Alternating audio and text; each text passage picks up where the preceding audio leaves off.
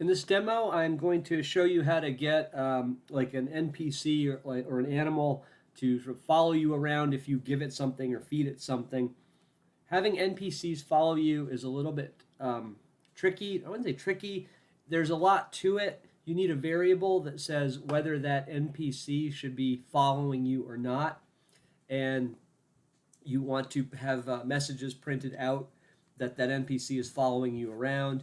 And after you've moved to a different room, you want to move that NPC to where you are if it was supposed to be following you. So there's kind of like, okay, a variable, is this thing supposed to follow me? If it is, print out a message that it is following me, and then actually make it follow me. So that's like kind of the three-step process here. And as Snoop Dogg would say, "Don't worry, I got you on this."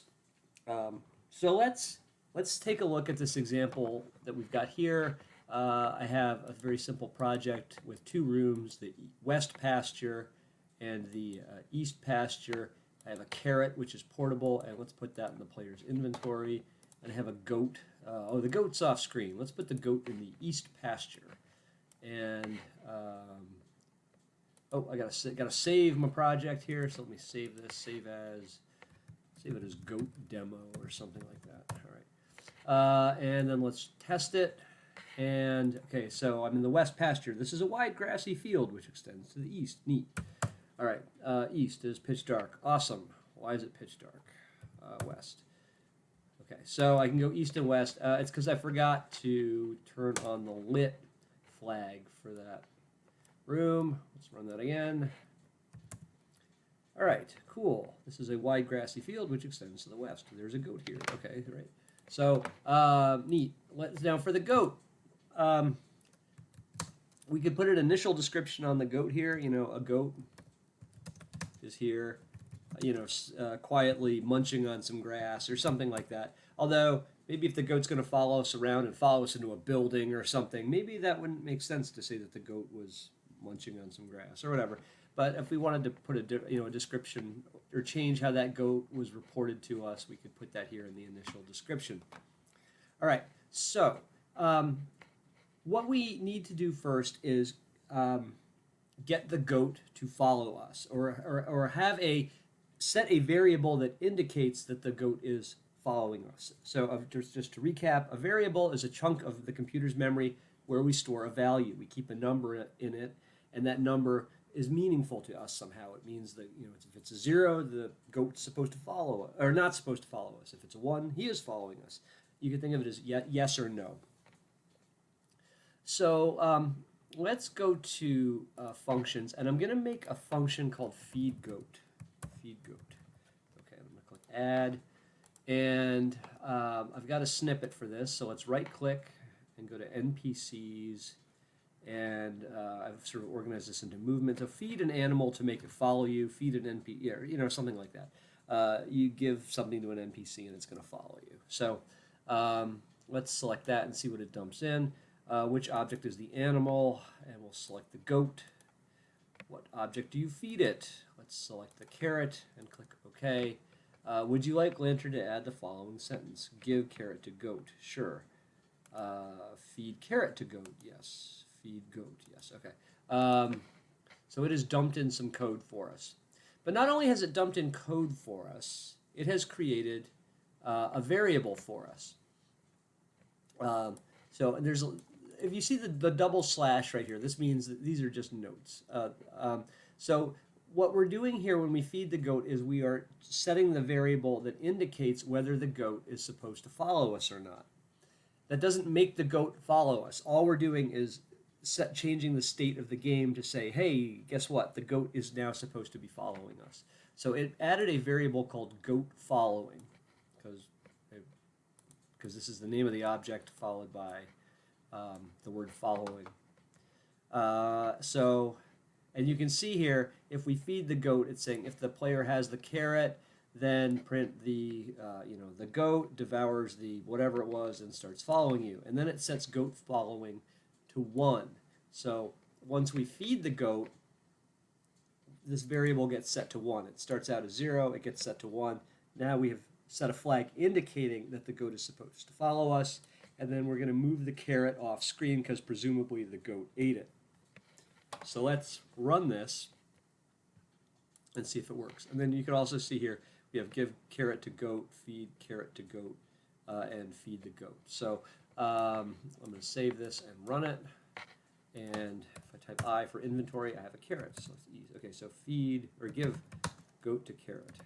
No, the carrot to the goat. Give carrot to goat. The goat devours the carrot and starts following you. Cool. Okay, so now how do I know if that worked or not? Well, I'm going to type the word VARS, VARS. That is a debugging command to dump out the game's variables. And you can see that goat following has now been set to 1. Actually, let me restart that little exercise right there. And I'm going to type VARS, or for VARS, short for variables. And you can see goat following is 0. So if I go east, give carrot to goat. Oops, give carrot to goat. The goat devours the carrot and starts following you. So the act of feeding the goat changes that variable. Before it was 0, now it's 1. This is the indication that the goat is supposed to be following us. We have now set, we've changed the state of that variable. We've changed its value, and then based on that, we can make the goat follow us. All right, so now this is where it gets a little tricky. So there are, when you make a sentence, you have 3 ways of running that. You can hook into, you can, most of the time we use instead, which is providing a default action or overriding a default action. But we have places that we have 2 other ways to hook into this. There's actually, when you run a command, there's 3 possible ways to execute this, or 3 possible responses that you can do. So you can do before, instead, or after. So before means like it just gives you a way of doing like, first I want you to do this, then I want you to do this, then I want you to do this. So when we move, that's the movement is the instead part. So what we want to do is after we've moved, we want to move the goat to our location if the goat was supposed to be following us. So this is a place where we don't want an instead function. We don't want to replace the built-in mechanism for movement. We want to say, hey, by the way, after you've moved, I need you to do something else. And that's going to be to move the goat. So I know it's a little bit confusing, but hang in there, and I think you're going to see how this works. You'll be like, oh yeah, right. It's going to be pretty obvious. So I'm going to make a function called moveGoat. I'm going to click add, and I've got a snippet for this, of course. So let's go to NPCs, movement, and have an NPC follow you after you've moved. So after we've moved to another room, we want that NPC to follow us. So I'm going to click, select that. Which object is the NPC? The goat. Would you like to enter to add the following the following sentence? After moving north, yes, yes, yes, yes, yes, yes, yes. Now we have to do this for every direction. I didn't do up down because I don't know if you want NPCs following you up trees or something, or So what this code says now. Notice this is the same variable that was set in the last function. In feed goat, we're setting goat following to 1. In move goat, we're checking goat following. So we're saying if after we've moved, if goat following is set to 1, set the goat's location to the player's location, and then we're going to print out a message. And we don't want to print out there's a triceratops here. We could print out there's a goat here. You can change that message to be whatever you want. Now let's look at our sentences. So there's a whole bunch of sentences: north, south, east, west, northeast. So we're saying after we've moved north, I want you to do something else. After we move south, I want you to do something else. After we move east or west, I want you to do something else. So let's run this and see how it works. So if I go east, right, and I go west, nothing happens, right? But if I give the carrot to the goat, the goat devours the carrot and starts following you. So now if I go back to the west, I'm going to move west, but then after I move west, I'm going to run the move goat function, and it's going to say, hey, wait a second. If the goat's supposed to be following me, move the goat. So now I've moved, and it says, there's a goat here. Cool, if I go east, there's a goat here. So notice that the goat is now following me. So after I've moved, it runs the move goat function to make the goat move to my location. Now, all right, so that's pretty cool. I mean, now the goat's following me. And of course, why is the goat following me? Because I type VARS, and you can see goat following is set to 1. And our function, move goat, says if the goat following is set to 1, set the goat's location equal to the player's location, and then print there's a goat here. All right, now there's another little slick thing we can do, and that is before we move, we can print a message that says the goat follows us. So let's go to, let's go to functions here, and I'm going to say, what are we going to call this function here? Let's call let's call it like print goat following or something. Print goat following. So what it's going to do, all this is going to do is just print out a message that says that the goat is following us. It doesn't move the goat. All it does is say that the goat follows the goat's following us. So I'm going to add this function here, and let's right-click on NPCs, movement. This is before. So print an NPC follows you before you move. So right before we move, we're going to print the goat follows us, then we move, then after we move, we actually move the goat to where we are now. All right, so which object follows you? The goat. Click OK. And would you like, now notice we're adding before sentences now. These are not instead, these are not after, these are before sentences. So I'll say yes, yes, yes, yes, yes, yes, yes, yes. All right, so what this does is says if the goat is following us, print the goat follows you. So now let's watch what happens. And let's go to our sentences. So you can see before we move north, we're going to print that the goat's following us. Then we move north, and then we actually move the goat to where we've moved to. So this is, you can, there's kind of a, hopefully you can see how this before, instead, and after all work together to do kind of like, we can make a sequence of actions. So if I go east, give the carrot to the goat. The goat devours the carrot and starts following you. Okay. Now if I go west, so before I go west, what's it going to do? It's going to print out the goat follows you. Then I move west, then it's going to do the after function, and it's going to say, and then it's actually going to move the goat to where I am.